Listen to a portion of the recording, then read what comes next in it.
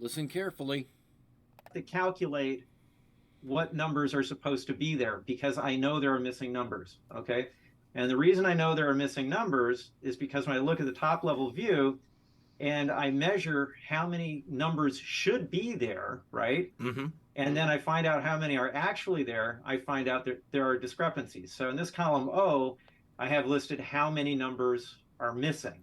Okay. Okay. By the How many are created for the vote, and how many are immediately deleted after the vote? way, these pink ones, skip those because those are buffer zones that have no records anyway. Okay. Okay. But these are the number of ID numbers that were at one time assigned and were later deleted. Assigned Okay. and So deleted. these would be And- like the inactive voter numbers? No. Different? No. Okay. No.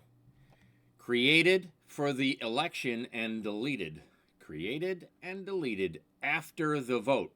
This is what Denise Merrill did. This is what David Kohler did. This is what Stephanie Thomas did. These are serious felonies. This is election fraud. Creating a vote, tallying the vote, and then wiping out the record, but keeping the subgroup. The voter's gone, but the tally's there, and the cast vote record is missing. This is treason. Inactive is a status condition. It's basically a radio button. Okay. Okay. These are literally gone. They disappeared. And as far as I can tell, and by the way, this is based on information I learned later, so it may be true that some of these were never assigned. I may find that out, but based on all the evidence I've seen, I believe every one of these was assigned at the time all the rest of them were, and then they were deleted later. So that's the function of poll pads, creating a voter at the poll with no ID. That's what Connecticut does. No verification. You can vote with a credit card stolen from someone else. They use that name, they don't, and then they go back and delete it. This is what the Democrats are doing in Connecticut, and I can pretty much prove it.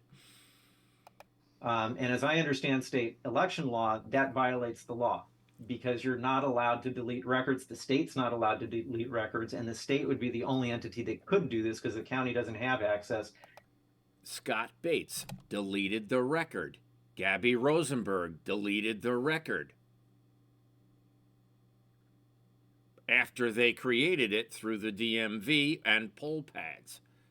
And they used Noink, and they paid Noink monthly to do it. So they can backdate votes, add votes.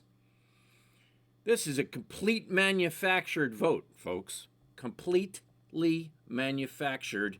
Now they have no evidence. So what does that mean? It means that none of the elected officials are certifiable because the software is hackable, creating votes and deleting them, putting their people in office. This is what happened to Bob Stefanowski. This is what happened to George Logan. This is what happened. They created the votes. They deleted them after they made them, and they set up subcategories, which they can't even prove. Now they got rid of the cast vote record. This is... Lock them up, folks. Lock them up. What happened to me? I gave them 57,000 signatures. People voted for me. I have the pictures of their ballot. I voted for me. My son voted for me. My father voted for me. Who voted for me? Well, they're all deleted. I got 0 votes. That means they went into the record and they removed them after they were scanned into the tabulator.